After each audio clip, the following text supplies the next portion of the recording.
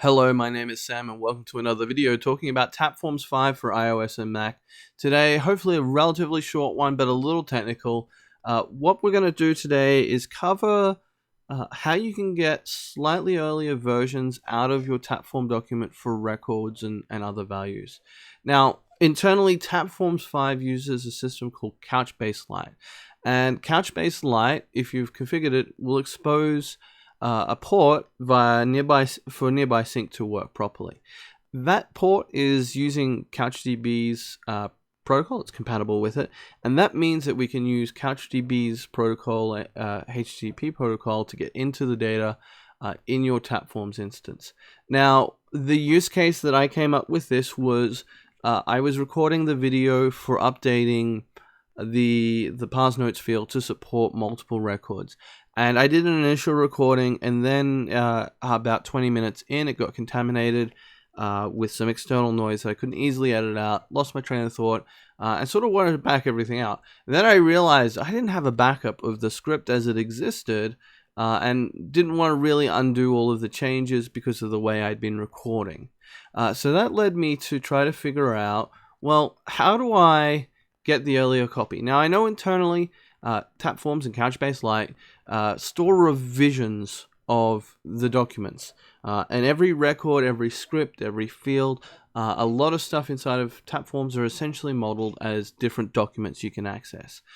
So what we want to do is grab the history of this parse note field, because what we want to do is try and go back in time to see what earlier versions exist. Now, to do that, we're going to use an app on the App Store called Discovery. And Discovery is a Bonjour DNS Discovery app. Let's bring that over here. That allows you to look at what's on your local network, and is a sequel to Bonjour browser. I've used this program for years. It is a very powerful tool, just being able to see what's out there. Now, being a Mac application, Tapforms leverages DNS Bonjour to communicate on the network. So we can see here, along with all of the other stuff on my network, we've got some of the different documents that are available on my network with Tapforms. You can see I've got a couple of different devices. Each of these databases is a different document that I have open in Tapforms on that device. Now, what we want to do is look for this device. Now, what we're going to, and this document, we're going to use the copy script link for a second, and we'll paste that at the top. And the copy script link gives you a Tapforms URL. The other way you can get a similar one is for records, which is via edit copy record link, similar sort of thing, but except for records. It gives us a database to look for a form and then parse notes field. So we can see that the document that we're looking for is DB F0C6F. And then a bunch of other things. So let's pop over to the Discovery app and look for F0C6F. Okay, that looks like our winner. We can see that's on my MacBook Pro deported. It's had its ports removed. We can see it's got an address here and a port. We can see my name, it's a MacBook Pro, all sorts of fun stuff. So what we can do is paste that into Chrome or Safari or whatever browser you want to use. Oh, wait, I think I know why. I need to do HTTPS. There we go. So we do HTTPS, we connect in, we get an error saying that the certificate is invalid. That's because it's a local trusted certificate. We're going to hit proceed anyway.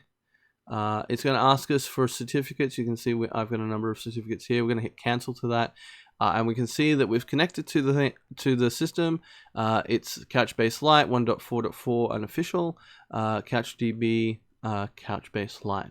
So we're going to grab that URL, and we're going to get the document ID that we have here, and we're going to put that into our address bar here.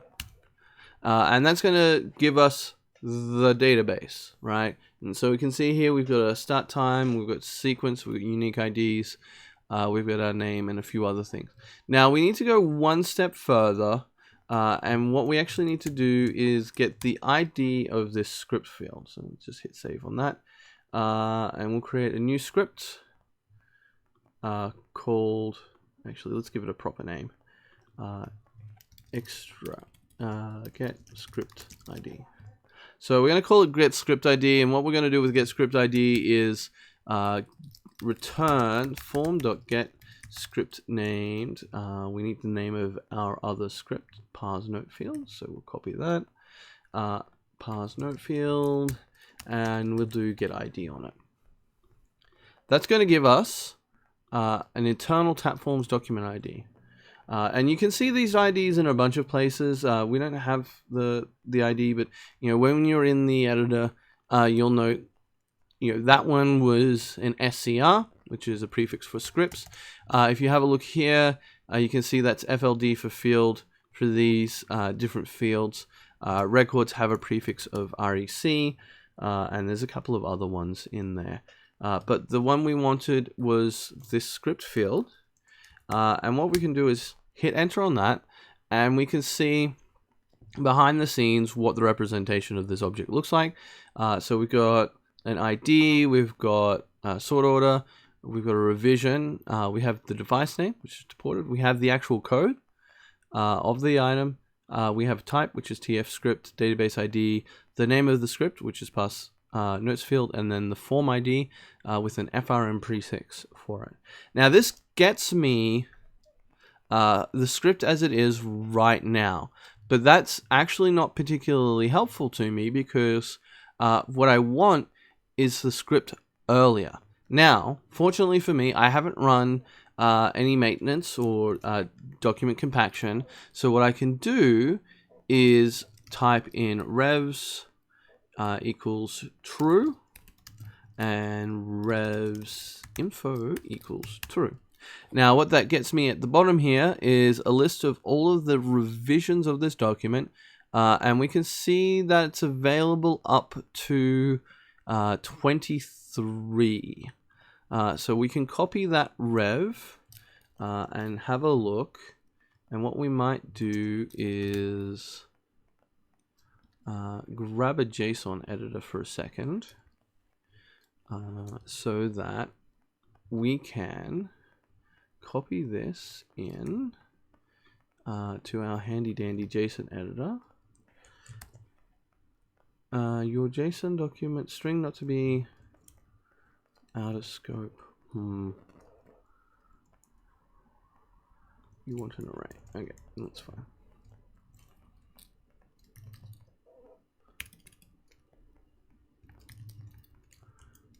And then that. How does that look? Okay, sweet.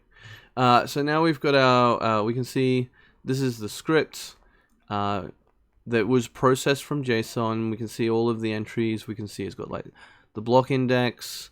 We've got the switch on the block index and a couple of other things. So we can see that this is a much later version of the script. It's actually the one, the final version. So let's jump back to revision 23. By doing and rev equals a revision ID.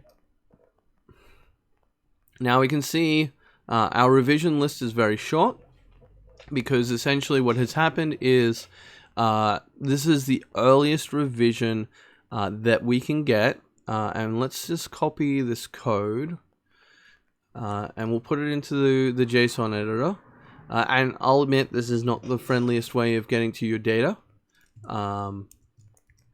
But it is a way of getting to your data. And when we have a look at that, revision 23, we can see a different version of this. This is actually from my recording the other day that I actually completely butchered. I used stanza in a couple of places, and we had to switch on stanza as opposed to block index. Now, this is not a full revision control system. This is just a way of getting back, maybe some slightly earlier edits. This is lossy. Automatically, you can see that, we've only gone back 20 odd revisions from 42 down to 23. 20 odd revisions, I should say, from 42 to 23. And if any compaction happens or replication happens, you may not have the full history. But this is a really simple hack to get inside of the Tapforms database, get to the slightly earlier revisions, and to be able to pull out content. This works on just about any field type that you can lay your hands on. So we can actually have a look at this record, and we did edit copy record link. Now we need to put that link somewhere. And we can see at the end here we have a record ID.